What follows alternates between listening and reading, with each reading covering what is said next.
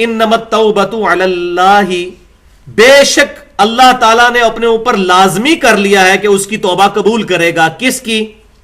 للذین یعملون السوء بجہالۃ، جو کوئی بے سمجھی میں گناہ کر بیٹھے. ثم یتوبون من قریب، اور پھر جلد ہی اللہ کی طرف پلٹ آئے. یہ نہیں ڈٹائی کے ساتھ کرتا چلا جا رہا ہے، جلد ہی اس کو احساس ہو جائے کہ مجھ سے غلطی ہو گئی. فَأُولَئِكَ يَتُوبُ اللَّهُ عَلَيْهِمْ، تو ایسے لوگ ہیں جن کی طرف اللہ بھی ان کی طرف توبہ فرمائے گا، رجوع کرے گا. دیکھیں یہ توبہ کا لفظ جب بندے کے لیے استعمال ہوگا تو بندے کا اپنے رب کی طرف رجوع کرنا، اور جب اللہ کے لیے استعمال ہوگا تو اللہ کا اپنے بندے کی طرف رجوع کرنا. کیونکہ اگر کوئی شخص اپنے رب کی طرف رجوع کر لے پھر اللہ تعالیٰ اپنے بندے کی طرف رجوع فرما لیتا ہے. یہ اس کی رحمت کا تقاضا ہے. وَكَتَبَ عَلَى نَفْسِهِ الرَّحْمَةَ، اللہ تعالیٰ نے اپنے اوپر یہ لازم کر لیا ہے کہ وہ رحم ہی فرمائے گا. وَكَانَ اللَّهُ عَلِيمًا حَكِيمًا، اور اللہ تعالیٰ سب کچھ جاننے والا اور بڑی حکمت والا ہے. تو میں نے پہلے بھی عرض کیا کہ جب کنکلوڈنگ آیات میں کنکلوڈنگ جو پورشن آتا ہے اللہ کی صفات کا، وہ بڑا انٹلیکچوئل پورشن ہوتا ہے. یہاں ہے کہ اللہ تعالیٰ جاننے والا اور حکمت والا ہے. وہ جانتا ہے کہ کس نے جان بوجھ کر گناہ کیا تھا اور کس نے جہالت میں کیا، اور وہ جانتا ہے کہ کون شخص واقع ہی اس کی طرف رجوع لا رہا ہے یا خالی استغفار کی تسبیح پھیر رہا ہے. اور حکیم بھی ہے، اس کی حکمت کا تقاضا یہ ہے کہ وہ انسانوں پر گرفت نہیں کرتا.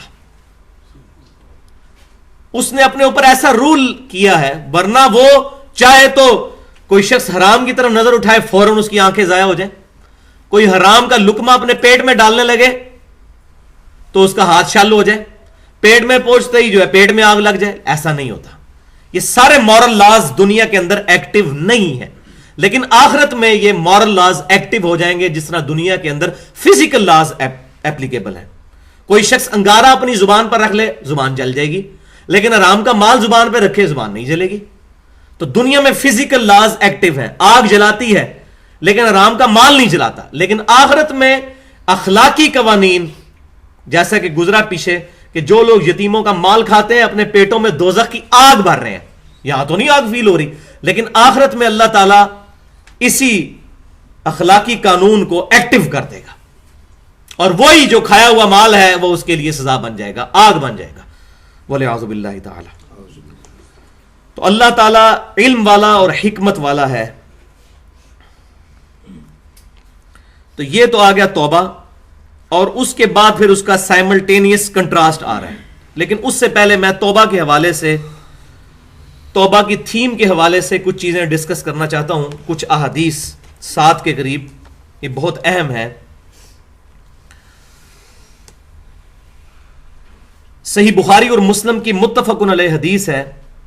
امام کائنات سید الاولین والآخرین شفیع المذنبین رحمت للعالمین سیدنا و مولانا امام اعظم محمد رسول اللہ صلی اللہ علیہ وسلم نے ارشاد فرمایا، جب بندہ اپنے گناہ کا اعتراف کر لیتا ہے،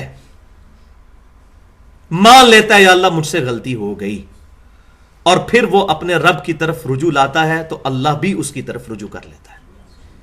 سبحان اللہ.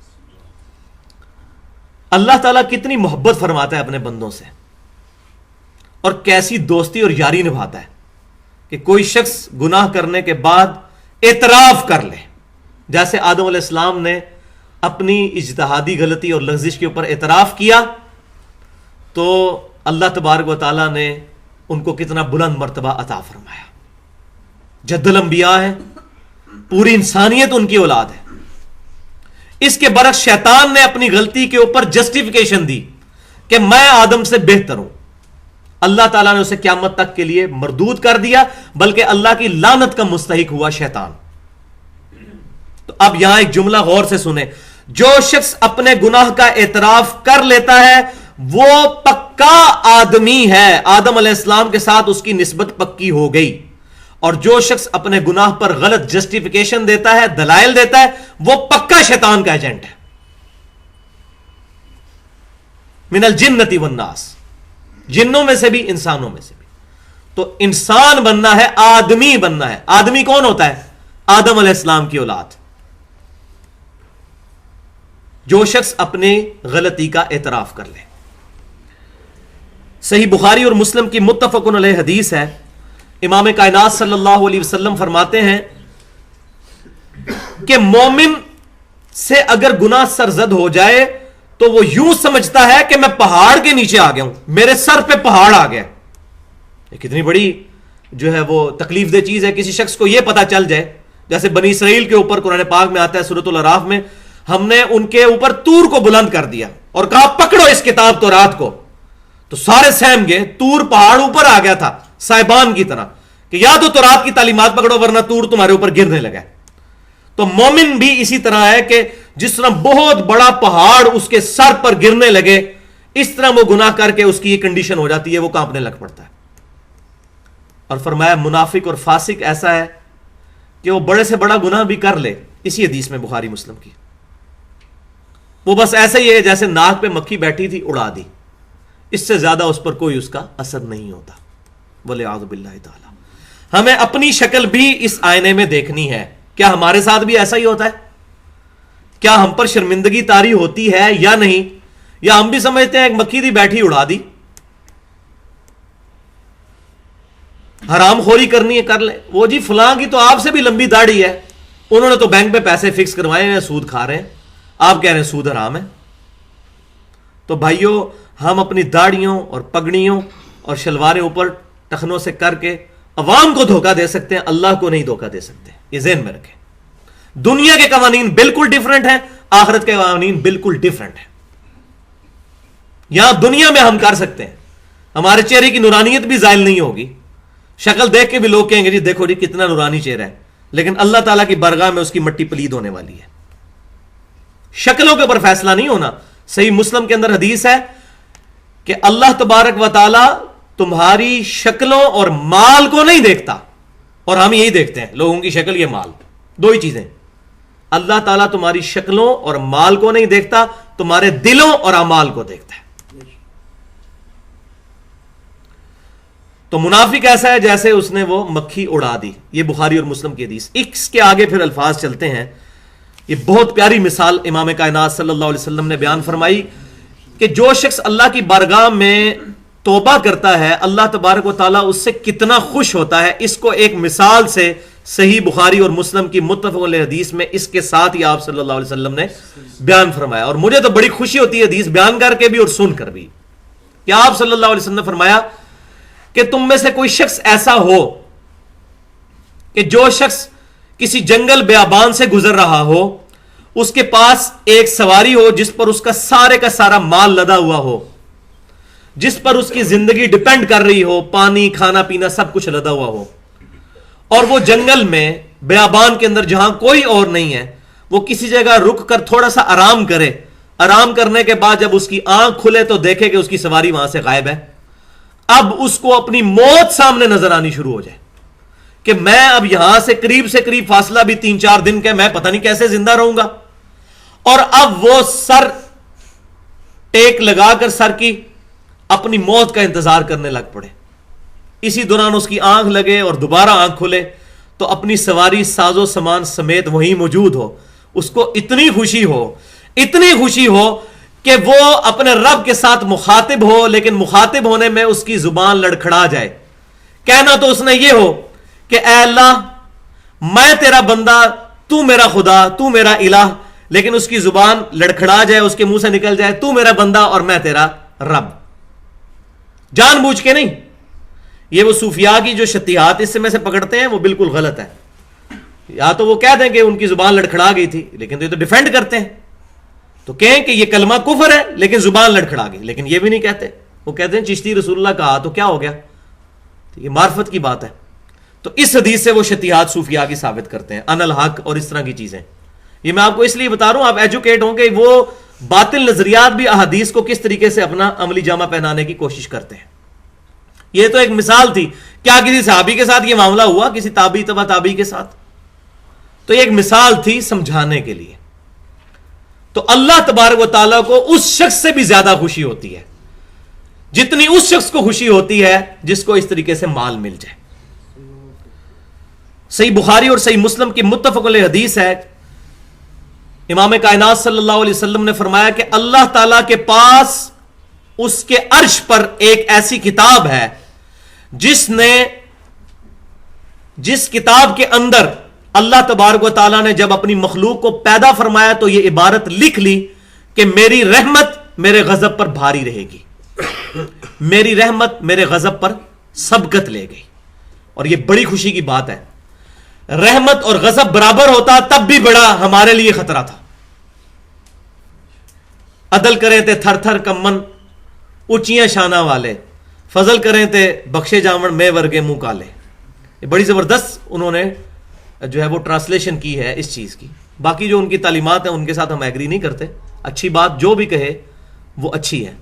تو اللہ تبارک و تعالیٰ اگر عدل پر آ جائے تو کوئی شخص نہ بچے. یہ قرآن پاک میں مضمون 2-3 دفعہ ایڈریس ہوا ہے کہ اگر اللہ تبارک و تعالیٰ تمہاری غلطیوں پر تمہیں پکڑنا شروع کر دے، سورہ فاطر کا آخری رکوع پڑھ کے دیکھ لیں، تو زمین پر کوئی چلنے پھرنے والا باقی نہ رہے اگر غلطیوں پہ پکڑنا شروع کر دے. تو یہ اللہ تعالیٰ کی رحمت ہے جو اس کے غضب پر سبقت لے گئی. اور اللہ تعالیٰ نے اپنے عرش پر اپنے پاس جو کتاب ہے اس میں یہ عبارت لکھ لی ہوئی ہے. چوتھی حدیث صحیح بخاری اور مسلم کی متفق علیہ حدیث ہے کہ امام کائنات صلی اللہ علیہ وسلم نے فرمایا کہ میں بھی اپنے رب کے حضور روزانہ استغفار کرتا ہوں اور توبہ کرتا ہوں. صحیح بخاری میں 70 کے الفاظ ہیں، صحیح مسلم میں 100 کے الفاظ ہیں. استغفر اللہ و اتوب الیہ. یہ صبح شام کے اذکار میں بھی ہم نے وظیفہ ڈالا ہوا ہے، استغفر اللہ و اتوب الیہ. میں معافی مانگتا ہوں اپنے گناہ پر اور اللہ سے، اور اتوب الیہ، اور اسی کی طرف میں توبہ کرتا ہوں، رجوع لاتا ہوں. اور جب رجوع لائے گا انسان تو اللہ تعالیٰ بھی انسان کی طرف رجوع فرمانے والا ہے. پانچویں حدیث صحیح مسلم کی حدیث قدسی ہے، جامعہ ترمذی میں بھی موجود ہے کہ نبی صلی اللہ علیہ وسلم فرماتے ہیں کہ اللہ تعالیٰ فرماتا ہے کہ اگر میرا بندہ زمین و آسمان گناہوں کے بھر کر لے آئے، لیکن اگر اس کے نام اعمال میں شرک نہ ہوا تو میں قیامت والے دن اس قدر مغفرت کے ساتھ اس سے ملاقات کروں گا. شرک is the most sensitive issue in the sight of Allah. اللہ کے حضور سب سے زیادہ حساس معاملہ ہے شرک کا. شرک معاف نہیں کرے گا قیامت والے دن اللہ تبارک و تعالیٰ. شرک کے علاوہ جتنے گناہ ہیں وہ معاف فرما دے گا. اور یہاں یہ بات بھی میں ایڈریس کر دوں، تھوڑی ٹیکنیکل ڈسکشن علم الکلام کے حوالے سے، کہ 2 ٹرمینالوجیز کو آپ سمجھ لیں. ایک ہے محال، میم ہا الف لام، اور ایک ہے مقدور. جو اللہ تعالیٰ کی قدرت میں داخل ہے چیز، اس کو ہم کہتے ہیں یہ چیز مقدور ہے، قدرت میں داخل ہے. اور جو چیز اللہ کی قدرت میں داخل نہیں ہے اس کو ہم کہتے ہیں محال. اب آپ سوچ رہے ہوں گے ایسی کون سی چیز ہے جو اللہ کی قدرت میں داخل نہیں ہے، تو وہ میں آپ کو آگے ایڈریس کرتا ہوں. ان اللہ علی کل شیء قدیر، اللہ تعالیٰ ہر چیز پر قادر ہے. اب کوئی شخص یہ سوال کرے کیا اللہ تعالیٰ اس بات پر بھی قادر ہے کہ اپنے ساتھ کا ایک اور الہ بنا لے؟ ہاں جی، اب جواب دینا جی. ان اللہ علی کل شیء قدیر محال ہے. اس کا جواب ہے یہ محال ہے، یہ سوال ہی غلط ہے. جیسے کوئی شخص کہے کہ میرا قریبی دوست مرد، ٹھیک ہے جی، اس کو حمل ٹھہرا، تو آپ بتائیں کہ بیٹی پیدا ہوگی یا بیٹا، تو ہم کہیں گے یہ سوال ہی غلط ہے، مرد کو حمل ٹھہر ہی نہیں سکتا، یہ اس کی ڈومین سے ہی باہر چیز ہے.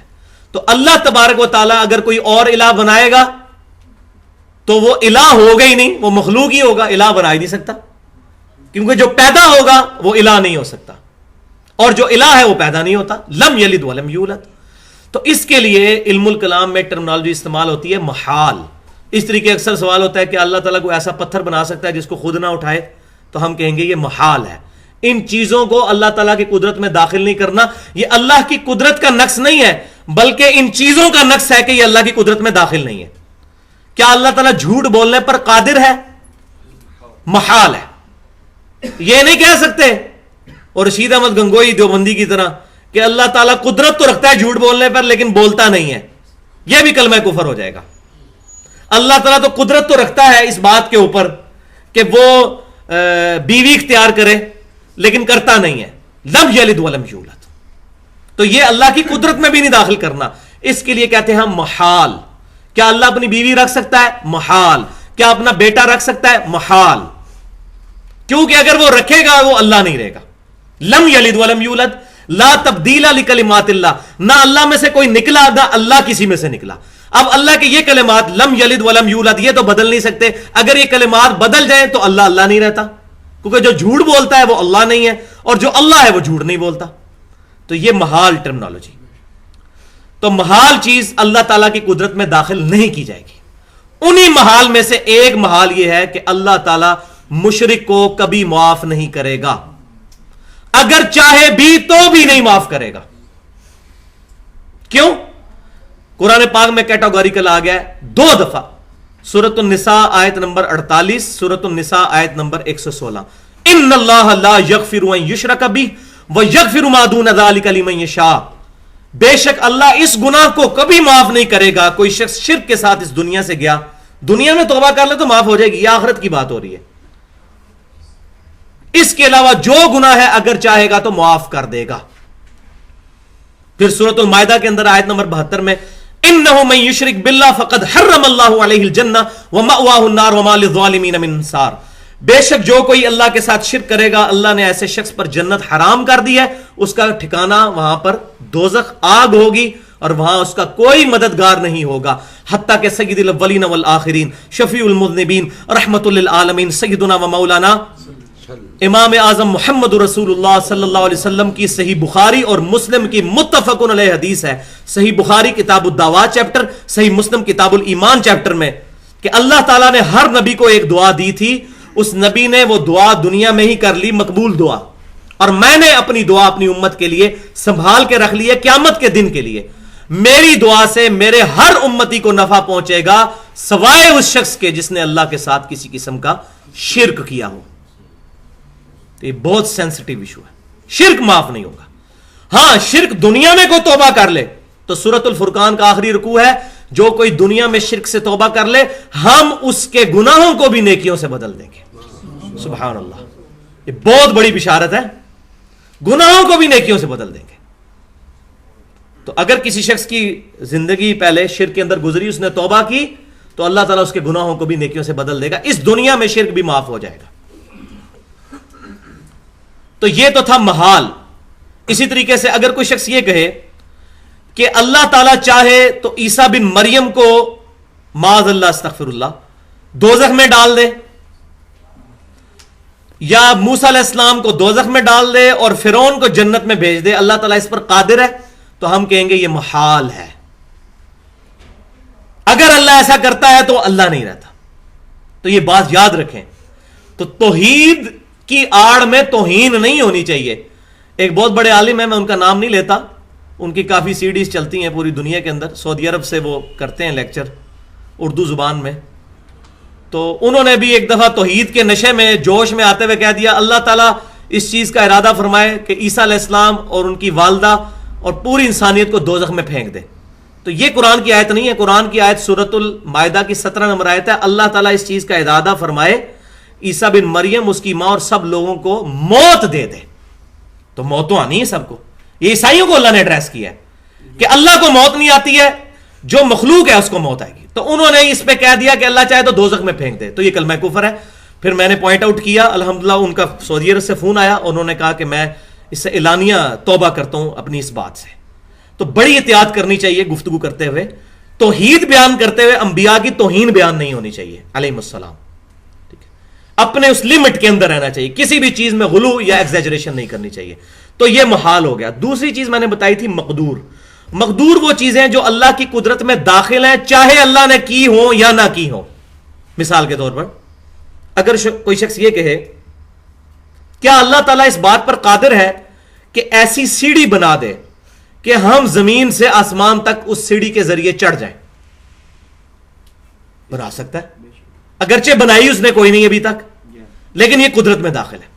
اللہ تعالیٰ چاہے تو اس ہمارے پورے ہال کو सोने का बना सकता है? बना सकता है।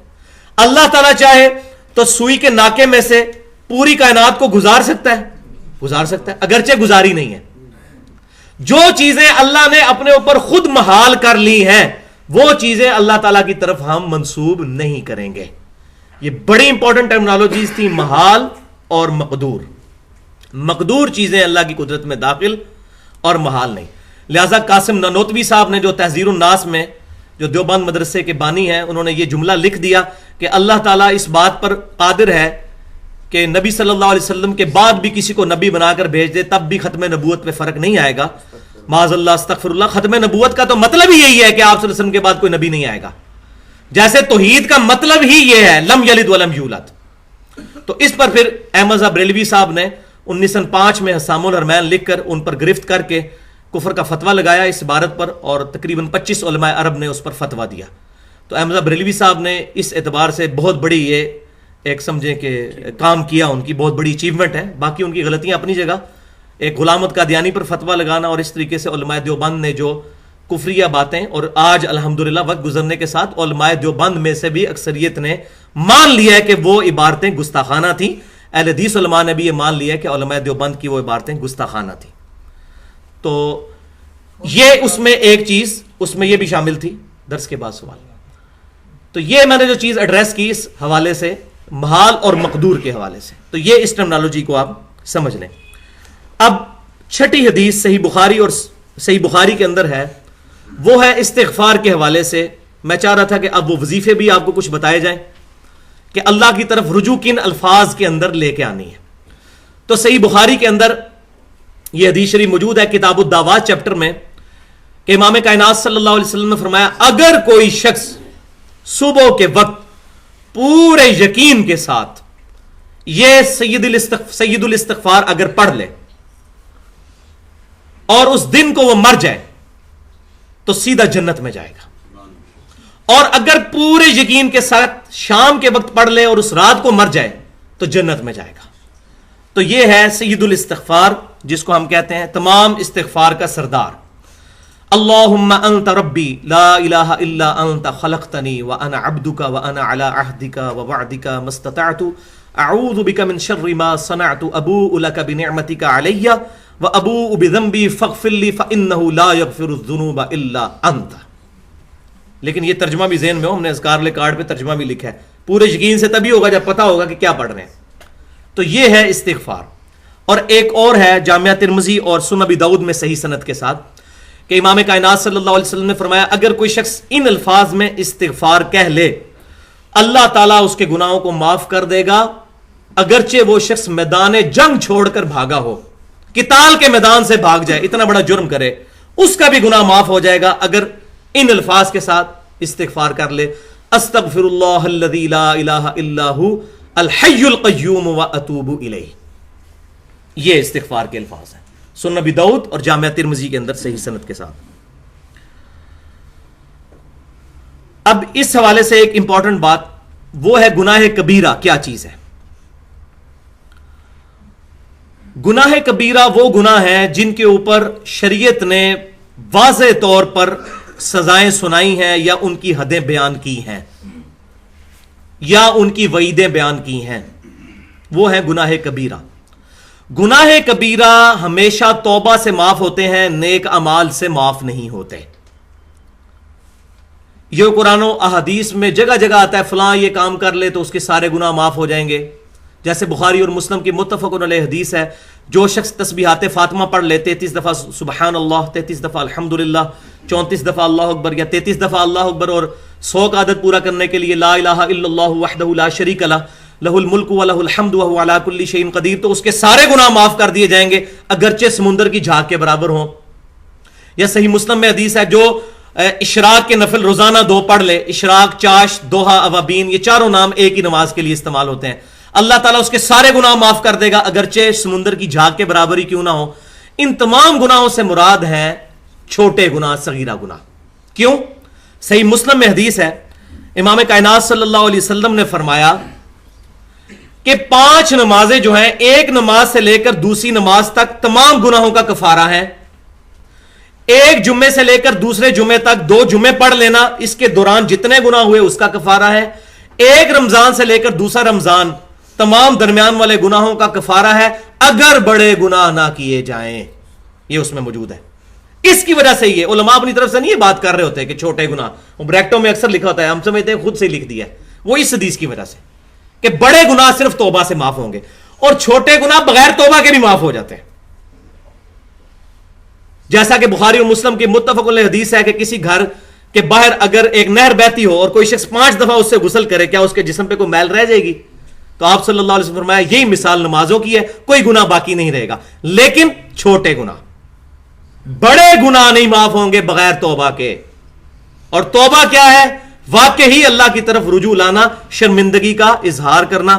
اب صحیح بخاری اور صحیح مسلم سے 12 بڑے بڑے گناہ جو ہیں، اور یہ تقریباً ساری حدیثیں متفق علیہ ہیں. میں حدیثیں نہیں بیان کرتا، صرف ان گناہوں کے نام بتا دیتا ہوں تاکہ ہم بچ جائیں. صحیح بخاری اور صحیح مسلم. اگر ڈیٹیل پڑھنی ہے تو مشکات المصابیح جو 13 کتابوں کا مجموعہ ہے، سیاہ ستہ کے علاوہ بھی اس کے اندر کتابیں موجود ہیں، ٹوٹل 13 کتابیں. اس میں جو بڑے گناہوں والا چیپٹر ہے شروع میں، وہ پڑھ کے دیکھ لیں. تو یہ 12 بڑے بڑے گناہ کون سے ہیں؟ پہلا گناہ ہے شرک، سب سے بڑا گناہ، جس کے اوپر میں پہلے ایڈریس کر چکا ہوں. دوسرا گناہ ماں باپ کی نافرمانی کرنا، لیکن وہی نافرمانی جو شریعت کی حدود سے ٹکراتی نہ ہو. جو بات ٹکرائے گی، مثلا ماں باپ کہتی ہے ماں کہتی ہے میں تمہیں دودھ نہیں بخشاں گی جو تو داڑھی نہ منڈائی، تو اب ماں باپ کی نہیں یہ بات ماننی. کیوں کہ بخاری اور مسلم کی متفق علیہ حدیث ہے، تم میں سے کوئی شخص اس وقت تک مؤمن ہی نہیں ہو سکتا جب تک کہ میں اسے اس کے ماں باپ، اولاد اور سب لوگوں سے بڑھ کر عزیز نہ ہو جاؤں. عزیز ہونے کا یہ مطلب نہیں ہے کہ زبانی غلامی رسول میں موت بھی قبول ہے، فجر کی نماز کوئی نہیں قبول تکبیر اولیٰ کے ساتھ، 5 نمازیں تکبیر اولیٰ کے ساتھ کوئی نہیں قبول، داڑھی کوئی نہیں قبول، اسی طریقے سے نیک اعمال کوئی نہیں قبول. موت قبول ہے، کیونکہ موت نہ میرے ماں باپ سے کسی نے کبھی زندگی مانگی نبی صلی اللہ علیہ وسلم کے لیے، نہ مجھ سے کبھی مانگنی ہے. تو ٹھیک ہے، وعدہ کرنے میں کیا حرج ہے، نیت کر لو، انشاءاللہ نیت ہے جی. تو یہ ماں باپ کی نافرمانی، شریعت کے دائرے کے اندر جو چیزیں اس کے اندر فرما برداری کرنی ہے، اس کے اندر تابع فرمان رہنا ہے. تیسرا گناہ قتل کرنا، کسی جان کو ناحق قتل کر دینا. اگر قصاص کے لیے قتل ہوگا عدالت کے ذریعے تو وہ جائز ہے، خود نہیں کر سکتے. چوتھا گناہ چوری کرنا. پانچواں گناہ زنا کرنا. چھٹا خیانت کرنا، امانت میں خیانت کرنا، کسی نے آپ کے پاس کو مال رکھوایا اس کے اندر خیانت کر دینا، یا آپ سے کسی نے مشورہ مانگا اور آپ نے اس کا ڈھنڈورا سب میں پیٹ دیا تو یہ بھی اس کی آپ نے مشورے کی خیانت کی. ساتواں گناہ جھوٹی گواہی دینا. آٹھواں گناہ شراب پینا. نواں گناہ سود. 10واں یتیم کا مال کھانا. اور یہ تقریباً سارے گناہ قرآن پاک میں بھی سکیٹرڈ فارم میں آئے ہوئے ہیں. احادیث تو بعد میں ہے نا، قرآن پاک میں بھی یہ سکیٹرڈ فارم میں موجود ہیں. کچھ سورہ بنی اسرائیل کے اندر آئے ہیں، کچھ سورۃ الفرقان کے اندر آئے ہیں، کچھ یہاں پر بھی آ چکی ہیں چیزیں. 11واں گناہ جہاد سے فرار اختیار کرنا. 12واں گناہ پاک دامن عورت پر تہمت لگانا. تو یہ 12 بڑے بڑے گناہ ہیں. اس کے علاوہ بھی بڑے بڑے گناہ بہت اور موجود ہیں کہ میں نے آپ کو بڑے بڑے گناہ، مثلا جتنے فرائض ہیں ان کا توڑنا بھی گناہ کبیرہ ہے. کوئی شخص نماز نہیں پڑھتا تو یہ گناہ کبیرہ ہے، بلکہ اس کے بارے میں تو بڑے سخت الفاظ ہیں صحیح مسلم کتاب الایمان کے اندر کہ اسلام اور کفر کے درمیان فرق ہی نماز ہے. یہ تو بات ہی بہت دور نکل جائے گی. تو فرائض کا توڑنا، جتنے اللہ تعالیٰ نے اوبلیگیشنز ہم پر فرض کیے ہیں ان سب کا توڑنا جو ہے گناہ کبیرہ کے اندر شامل ہے. یہی میں منافق کی وہ 4 نشانیاں بھی ضروری سمجھتا ہوں بیان کر دوں جو صحیح بخاری اور مسلم کے اندر متفق علیہ حدیث ہے کہ منافق میں 4 نشانیاں موجود ہوں گی. یہ 4 بڑے بڑے گناہ یہ بھی ہیں، ان کے اندر آ چکے ہیں. پہلی نشانی یہ، وہ امانت میں خیانت کرے گا. دوسری نشانی یہ ہے کہ وہ بات بات پر جھوٹ بولے گا، جھوٹی قسمیں کھا لے گا. تیسری نشانی اس کی یہ ہے کہ وہ وعدہ کرے گا تو وعدہ توڑ دے گا. اور وعدہ یاد رکھیں، وعدہ یہ نہیں ہوتا کہ وعدہ کرتا ہوں میں، یہ نہیں. اگر آپ نے کسی کے ساتھ کمٹمنٹ کی کہ میں فلاں جگہ آ جاؤں گا، آپ بھی وہاں پر آ جائیں، اب وعدے کے الفاظ بولنے ضروری نہیں، وعدہ ہو گیا.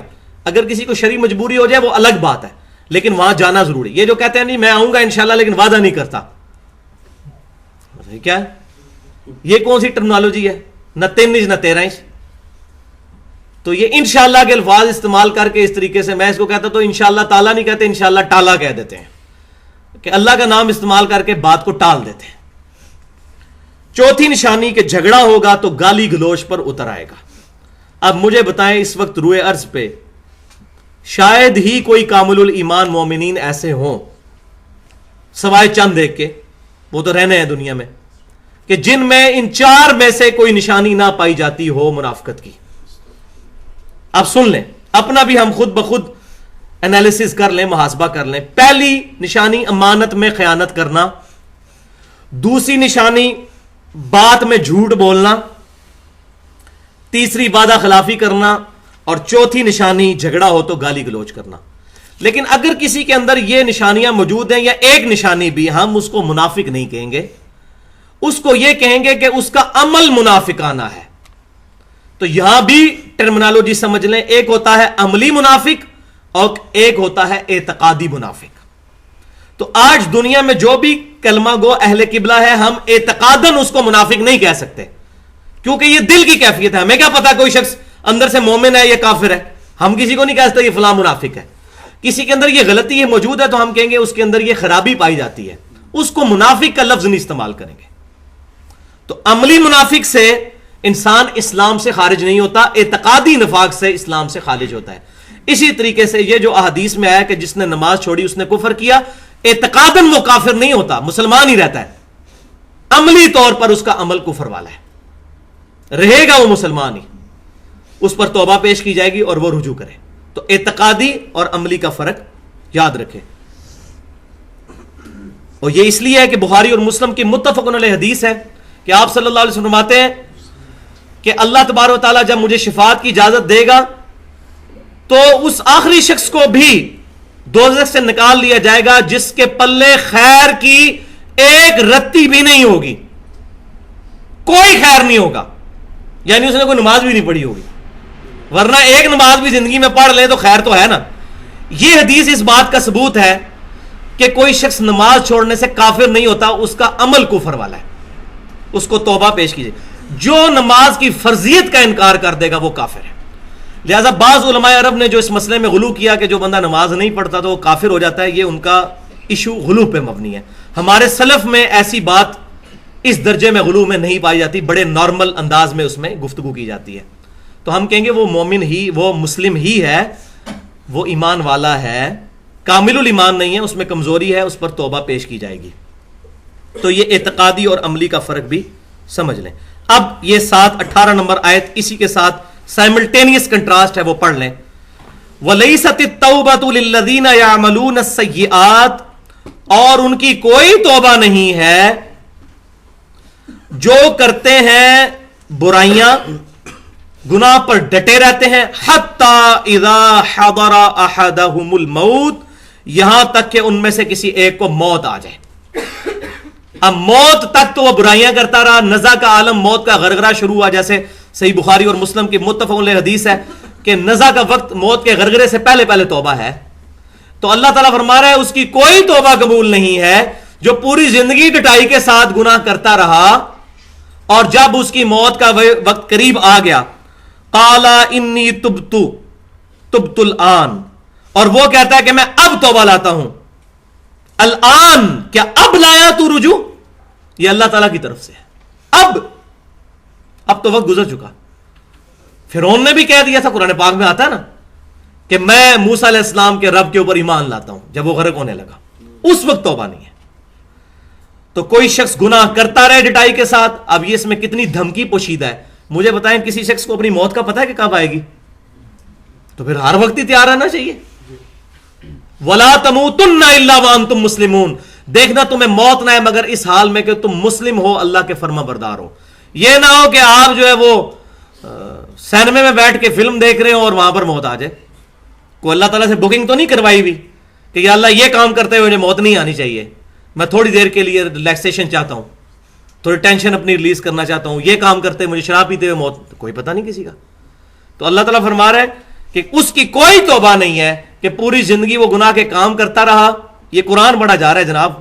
اب آپ لوگوں کے کنسیپٹ دیکھ لیں, تلک امانیہم، یہ لوگوں کی وشفل تھنکنگز ہیں. قرآن بالکل ایک علیحدہ سے دعوت پیش کر رہا ہے. پوری زندگی گناہ کرتا رہا تو، اور جب موت کا وقت قریب آیا، الان اب تو توبہ کے لیے آیا. وَلَلَّذِينَ يَمُوتُونَ وَهُمْ كُفَّارٌ، اور ان کی بھی کوئی توبہ نہیں ہے جن کو موت آ گئی اس حال میں کہ وہ کافر تھے. کیا مطلب؟ کہ کافر کی اب توبہ نہیں قبول ہونی، قیامت والے دن بھی نہیں. یہ محال ہے کہ اللہ تعالیٰ معاف کر دے. سورۃ المائدہ کا آخری رکوع ہے عیسیٰ بن مریم علیہ السلام اور اللہ تعالیٰ کی گفتگو جو قیامت میں ہونی ہے. اس کے آخر میں عیسیٰ بن مریم کہیں گے اے اللہ اب یہ تیرے بندے ہیں، چاہے ان کو معاف کر دے یا ان کو عذاب دے. تو اللہ تعالیٰ فرمائے گا نہیں، آج کے دن سچوں کو ان کا سچا عقیدہ ہی فائدہ دے گا. معافی شافی کوئی نہیں ہے جو بندہ کفر اور شرک کے ساتھ دنیا سے گیا. اولئک اعتدنا لہم عذابا علیما، یہی وہ لوگ ہیں جن کے لیے ہم نے درد دینے والا عذاب تیار کر رکھا ہے.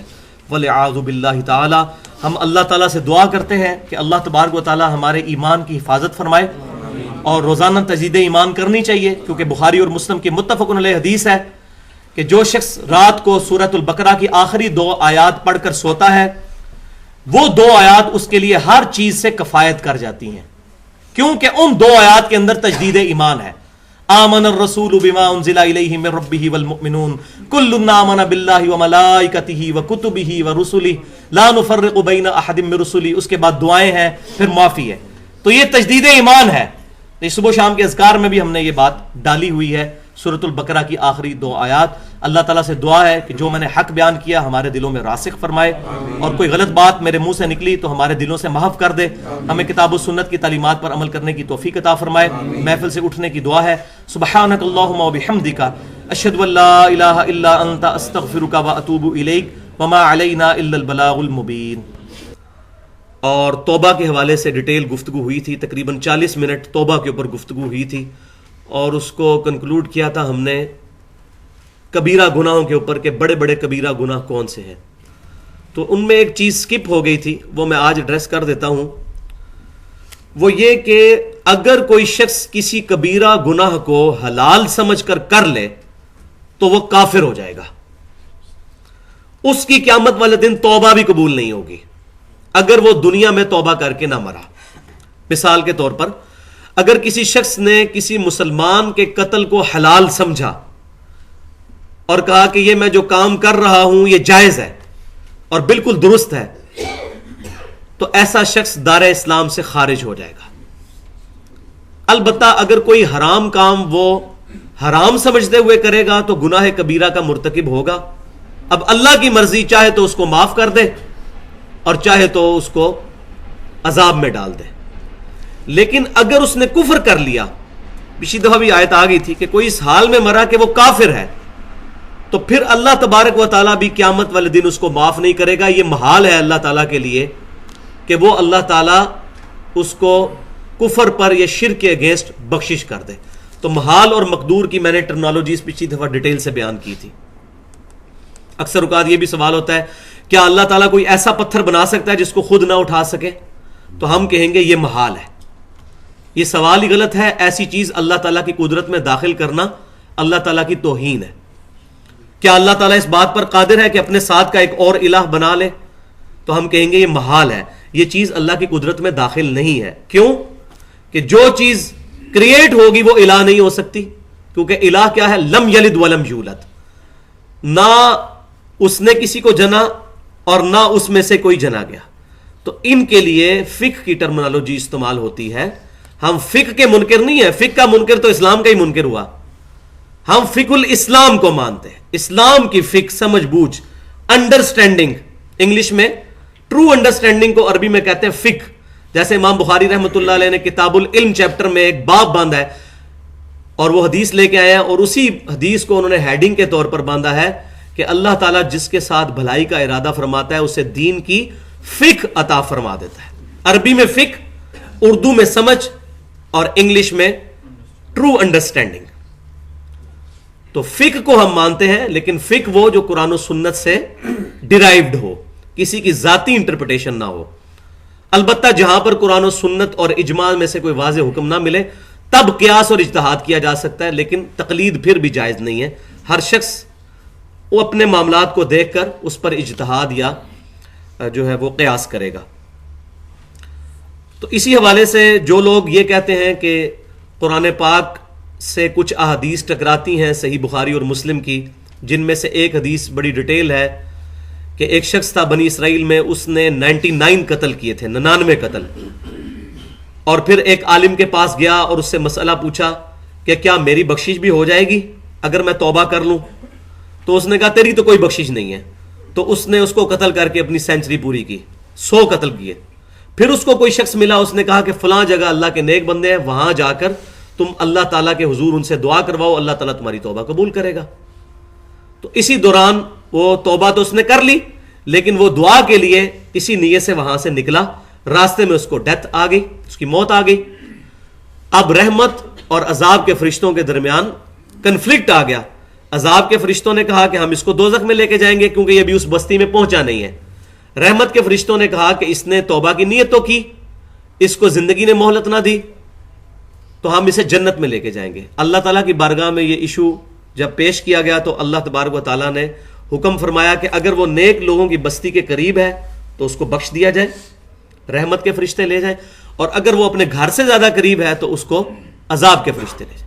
اور پھر اللہ تعالیٰ کی رحمت غالب آئی. وَكَتَبَ عَلَى نَفْسِهِ الرَّحْمَةَ، اللہ نے اپنے اوپر لازم کر لیا کہ میں ہر حال میں رحم ہی فرماؤں گا. بخاری اور مسلم کی متفق علیہ حدیث ہے، اللہ تعالیٰ نے جب اپنی مخلوق کو پیدا کیا تو اپنے عرش پر یہ عبارت لکھ لی کہ میری رحمت میرے غضب پر سبقت لے جائے گی. اور وہی ہوا.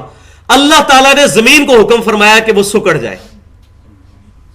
تو وہ شخص اگرچہ نیک لوگوں کی بستی سے دور تھا، لیکن اللہ تعالیٰ کی رحمت غالب ہوئی، وہ جگہ سکڑ گئی، اور صرف ایک ہاتھ کے فاصلے سے وہ نیک لوگوں کی بستی سے زیادہ قریب تھا ایز کمپیئر ٹو اپنے گھر کے. تو اس کو رحمت کے فرشتے لے گئے. تو اس حدیث کو وہ کہتے ہیں جی قرآن پاک میں آیا کہ جو شخص کسی مسلمان کو جان بوجھ کر قتل کرے اس کی سزا ہے ہمیشہ کی دوزخ. تو یہ بات یاد رکھیں، ہم قرآن پاک کے منکر نہیں ہیں. ہماری واحد ٹیکسٹ بک قرآن ہے، حدیث ہماری ٹیکسٹ بک نہیں ہے، ہماری ریفرنس بک ہے جو قرآن کو بریف کرتی ہے. تو قرآن سے یہ چیز نہیں ٹکرا رہی. کیوں؟ کہ قرآن پاک نے جس گناہ پر یہ وعید سنائی کہ قتل کرنے والا ہمیشہ دوزخ میں رہے گا، وہ قتل ہے جو شخص جان بوجھ کر، اس میں الفاظ موجود ہیں، جان بوجھ کر قتل کرے. جان بوجھ کر قتل کرے یعنی وہ قتل کے گناہ کو سمجھتے ہوئے بھی جان بوجھ کر اس قتل کو اپنے اوپر حلال ٹھہرا لے، تو وہ شخص تو ظاہر کافر ہو جائے گا، اور کافر کی جزا جو ہے ہمیشہ کے لیے دوزخ ہے. البتہ اگر کوئی مسلمان ہوگا، چاہے اس نے قتل کیا یا خودکشی کی یا کوئی بھی ایسا عمل کیا، اللہ تبارک و تعالیٰ اس کو ایک نہ ایک دن ضرور بخش دے گا اگر وہ مسلمان مرا. لیکن اگر اس نے خودکشی جائز سمجھ کے کی تو پکا کافر. تو یہ باریک فرق سمجھ لیں. مسلمان اگر حرام کام کو حلال سمجھ کے کر لے تو کافر ہو جائے گا، حرام کام کو حرام سمجھ کے کرے گا تو گناہگار ہوگا، کافر نہیں ہوگا. لہذا قرآن پاک میں جہاں یہ اس کی سزا سنائی گئی قتل کرنے والے کی، اس سے مراد وہ قاتل ہے جو شخص قتل کو حلال سمجھ لے. جیسا کہ صحیح مسلم میں کتاب الفتن چیپٹر میں موجود ہے حدیث، امام کائنات سید الاولین والآخرین شفیع المذنبین رحمت للعالمین سیدنا و مولانا امام اعظم محمد رسول اللہ صلی اللہ علیہ وسلم نے بیان فرمایا کہ قرب قیامت میں انسان صبح کے وقت مومن ہوگا، شام تک کافر ہو جائے گا. شام کو مومن ہوگا، صبح کافر اٹھے گا. کیوں؟ وہ انہی احادیث میں کتاب الفتن میں ملتا ہے کہ حرج عام ہو جائے گا. صحابہ کرام علیہم رضوان نے پوچھا یہ حرج کیا ہے؟ تو فرمایا قتل. قاتل کو نہیں پتا ہوگا وہ کیوں قتل کر رہا ہے، اور مقتول کو نہیں پتا ہوگا کہ اس کو کیوں قتل کیا جا رہا ہے، جس کی زندہ مثال اس وقت کراچی کے اندر جو فسادات ہو رہے ہیں مسلمانوں کے اندر. اسی پر آپ صلی اللہ علیہ وسلم نے فرمایا تھا قاتل اور مقتول دونوں دوست کی ہیں. تو صحابہ کرام نے پوچھا یا رسول اللہ صلی اللہ علیہ وسلم مقتول کیوں دوست کی؟ فرمایا اس نے بھی تو اپنے بھائی کے قتل کا ارادہ کیا تھا. جب مسلمان کے آمنے سامنے آیا، وہ تو اب اس کی قسمت کے اس کی گولی پہلے چل گئی، ورنہ اس نے بھی تو اپنے مسلمان بھائی کو قتل کرنے کا ارادہ کیا تھا. تو اگر کسی نے جائز سمجھا تو اس کی زندہ مثال اس وقت ہمارے وہ چند ان پڑھ قسم کے جو ملا جو مسلمانوں کے جذبات کو ایکسپلائٹ کرتے ہیں، خصوصاً ہمارے جو علاقہ غیر کے لوگ ہیں، وہاں کا ایک نوجوان 10 12 13 سال کا صبح تک اس بیچارے کو یہی پتا ہوتا ہے کہ مسلمان کو مارنا حرام ہے، اور جب مولوی اس کی برین واشنگ کرتا ہے، اس کو خودکش حملے کی جیکٹ پہنا کے اور پاکستان میں پھر بھیج دیتا ہے کہ فلاں جگہ جا کے آپ حملہ کر دو، ان کو مار دو، یہ ساری عوام بھی کافر ہے، تو شام تک وہ مسلمانوں کے قتل کو حلال سمجھ چکا ہوتا ہے. صبح مومن شام کو کافر، شام کو مومن صبح کافر. یہ پریکٹیکل مثال ہے اس وقت، کیونکہ جس نے کسی مسلمان کے قتل کو جائز سمجھ لیا، کسی مسلمان کے قتل کو جائز سمجھ لیا، وہ شخص دائرہ اسلام سے خارج ہو جائے گا. ٹھیک ہے جی.